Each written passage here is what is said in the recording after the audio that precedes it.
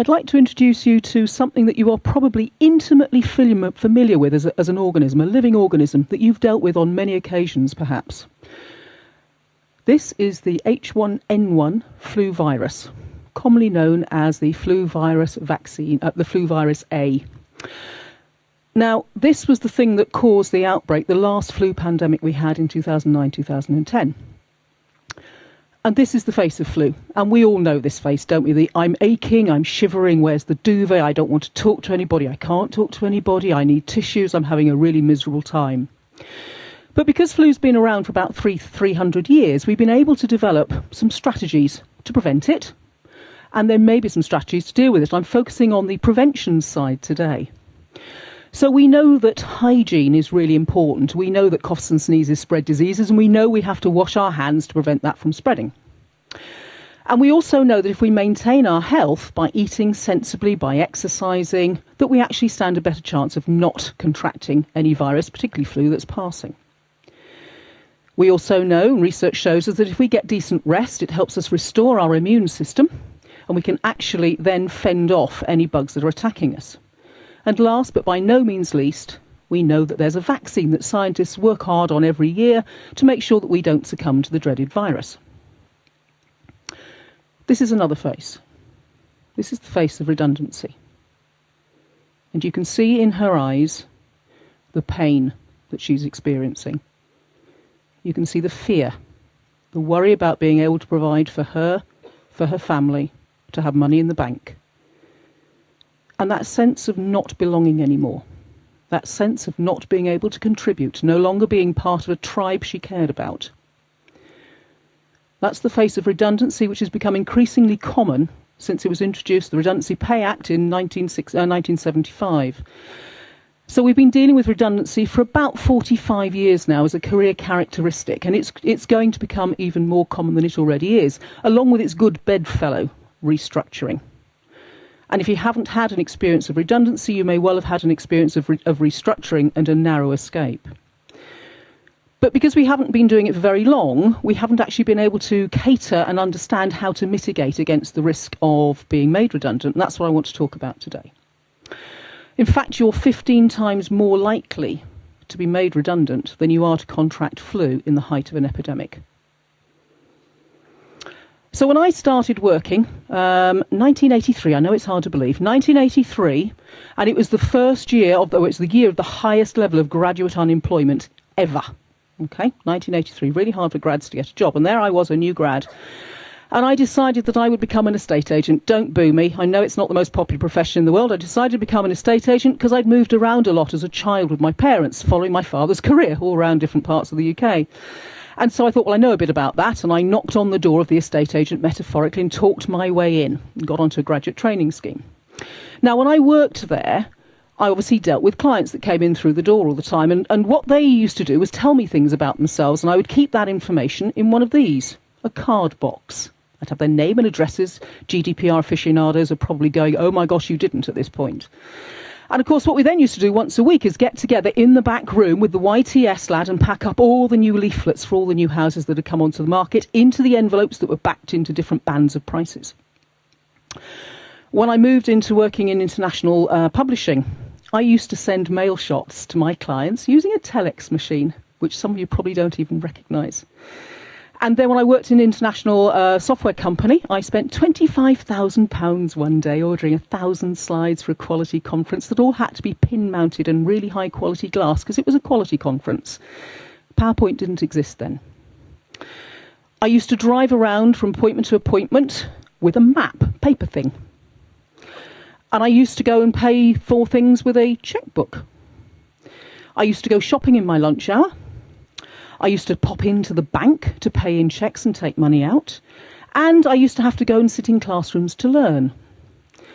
And then, of course, when I got home, I either watched videos that I could learn from or things that I'd recorded on my VHS video player.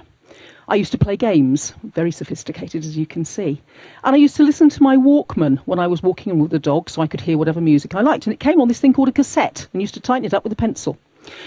And if I wanted to check my weight, didn't happen often, to be honest, I used to stand in my leg warmers on the scales and I could see what was happening. And if I got stuck anywhere when I was travelling, I'd go and use that thing there called a phone box, complete with its delightful aroma. Now I use a phone, and it runs both my career coaching and training business and the rest of my life. And you can see all the different symbols that are up there. All of those represent apps. They represent new ways of working, new people that are employed, developing different things that enable me to book a holiday, to book transport, to find a taxi, to be able to find a job, to be able to record content for websites, do all these different things that I could never have done before in the same way. That's the change in the last 20 years. Of course, the thing about change is you don't notice it when you're in the midst of it. And change is getting even faster. We now have 5G. So that means that we have much more of the Internet of Things. So your fridge can reorder the thing you've just run out of. People can see what you're doing with your heating. You can control your heating remotely. You can turn the telly on and off. You can do all sorts of stuff. You can learn through a MOOC, a massive open online course, and get your degree from the comfort of your home these days, not necessarily having to go to an erstwhile place like a university. And all of that data is stored up in the cloud and interpreted by artificial intelligence, and that helps people make choices about products and services that they sell to you. And from there, that enables them to compete globally. That enables memes of change to sweep the planet, and it also increases competition. We've now got 5 generations in the workplace for the first time ever, so 16-year-olds through to 70-year-olds. And that's because we now have careers that last 50 years. Who's smiling? Not a lot, okay. So when I started work, I should have finished in about 18 months, but I got another 7 years on top of that. Thanks, guys, that went well. Although I happen to love what I do, so it's okay. So not only have we got 50 years, but we've also got this sense of we don't see the threat, we need to monitor that threat. So that's what I'm going to talk about now. 4 strategies to help keep you safe in Industry 4.0, the world of work that's changing more rapidly than at any other time previously. So the first thing we can do is we can actually monitor the health of the organisations we work for. We can look to see if their share price is going up and down, if they're public or not. We can check press comment on them. We can see if they're recruiting or not. We can look at the sector that they're operating in. Is that rising or falling? So construction, for instance, now has machines that enable a 3D printer to print a house in a day. Change is everywhere, and it's rapid. We have cows that go and walk up to milking machines to be milked themselves without the need of a farmer. We have driverless lorries that go round. We have drones that deliver, and soon into your back garden. So there's massive change there.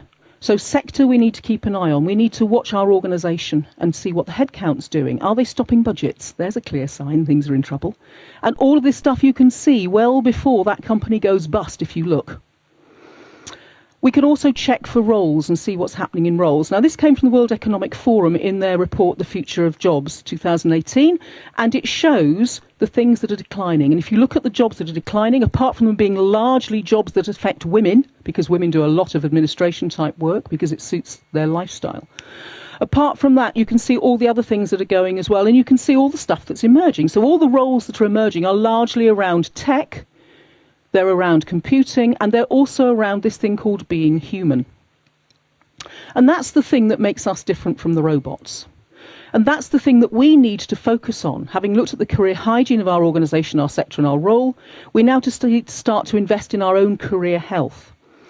We need to understand that empathy is what makes us different. This stuff. Robots can't yet do that, and they won't be able to for some considerable while. They also can't do that relationship building and contain and develop the independent relationships with lots of different people from lots of different backgrounds, because the variety is so significant that it's hard for them to use rule-based approaches.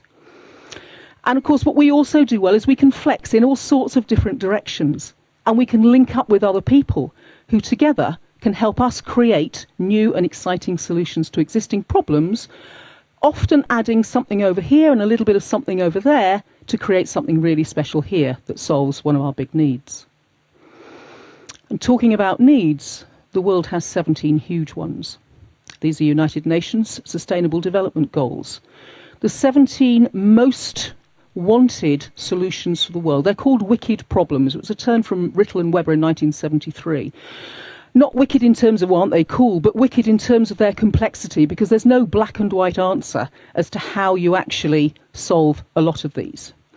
Now, these were called the 2030 goals. They were expected to be finished by 2030. I did look at it and go, touch optimistic. And in fact, there's the the SPI index has actually now, in the last month, said that looking at this, and they monitor the effectiveness of 195 countries, around 95% of the population in the world, to see how well everyone is doing in achieving these 2030 goals. So the good news is anybody who's actually starting their career this year, don't worry, you've got 50 years worth of stability, because the projection is that we won't be achieving these until 2073, the rate we're going. So if you want to find an opportunity that has longevity, consider going and working with others to solve the greatest needs that the world has. And then the last thing, the fourth thing that I'd suggest is that we actually start to develop our own vaccine against redundancy. What companies want more than ever is individuals who can really make a difference, who are productive and engaged both mentally and emotionally in their work. Now, there's an organisation called Gallup who do a lot of research in this area and a lot of training and product development, and they carry out a report every couple of years. This is the current figures from the current one. It's the Gallup State of the Global Workforce. These are 2017 figures. And in that, they talk about these people who are intellectually and emotionally engaged. I call them stars. And then they talk about the next group, people who are intellectually at work but emotionally absent. I call them sleepwalkers. And then there's a third group they talk about, and they're the people who are really, really not engaged, in fact, actively not engaged, either emotionally or intellectually, and I call those the saboteurs. So if you think about the people that you work with, you can instantly start to spot the stars, the sleepwalkers, and the saboteurs. In the UK, according to Gallup's figures, stars represent about 11%, so just over 1 in 10 of everybody that you work with is a star. Those people will be okay in the world of work going forward because they're doing a thing called developing a reputation that attracts opportunity. The biggest group I worry about are the sleepwalkers, and if you know somebody who is a sleepwalker, family friend, anybody, relative, whoever, please encourage them to become a star, because there's 68% of them. That's nearly 7 out of every 10 workers just turns up for the money. That must be quite soul-destroying in my view. The saboteurs, as you can imagine, 21%, so roughly 2 in 10. They actually just need to change organisation because they've probably been a star in the past that's been disaffected and now become a saboteur. So please help the sleepwalkers to develop. I want to talk to you about and introduce you to Pete. He's a client of mine. I've known him since he came to university in 2005. And Pete grew up in this little place here. It's a place called Glyn Ceiriog. About 1,000 people grew up there. Now, Pete, when he was about 13, got campaigning. And he got campaigning because the local council decided that they were going to actually do some wind farms and explore wind farms in the area, which produced a whole load of not in my backyard responses. Pete went and researched it, found out that actually he really cared about renewables. They could do some fantastic things. So he started a pro-wind farm campaign at the age of 13. That was his trigger for his career moving forward. He got himself into a company when he worked when he was at university. He did vacation work, helping energy performance being developed in houses to help people understand how green or not they were in the way that they were operating their household. And from there, that was the springboard to get him into working in the energy world and actually start to develop a career in that, which is what he really wanted to do, because he wanted to do something that affected the environment and helped in terms of conserving energy. He knew that where the big game was at was China. And the organisation he was working for offered secondments. So he managed to get him a secondment to the British Embassy, working in the climate section, and he learnt Mandarin.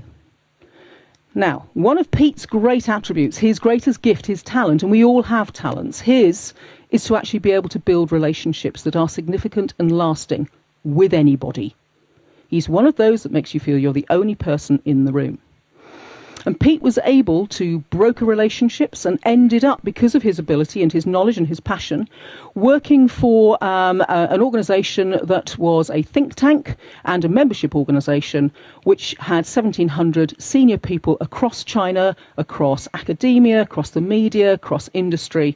And that group managed to start to do some very significant things. And it was because of that work that Pete got recognised in Forbes 2016 as one of the 30 under 30 in Europe. Pete's always kept going with things like sport. He's really into fitness. And with his fitness, both an Ironman competitor and also football. And he's used that and his ability to leverage relationships to really open doors to some different futures, as well as carrying on with the environmental activities. He's actually now acting as a freelancer, hosting a TV show for sub-Saharan Africa, for instance, hosting environmental activities as well, and forum and so forth. And he's also coaching a very senior Chinese chairman of a very prestigious Chinese football club, helping him to understand the culture of Britain and the English language. So Pete stands in his own power, and this is something that I think we all need to make sure that we do. His work is purposeful, he has his passion, he has his talent, and they all align, and he develops mastery in them so that he can have the biggest impact he can have. He's incredibly opportunity aware because that's who Pete is, and he's entrepreneurial, and he's creative in the way that he works with people. He focuses on well-being because that enables him to really perform. He's continually educating himself because he wants to grow and he wants to achieve and do more. And he does that through the relationships and building his human skills. And that's how he's been vaccinating his career, through ups and downs. So, to prevent redundancy, make sure that you measure the health of the organisations and the roles that you're in. Develop your ability to be human as much as you can. Work on things that really matter, and that way you can stand in your own power, like Pete, and make the difference that the world needs you to make. Thank you.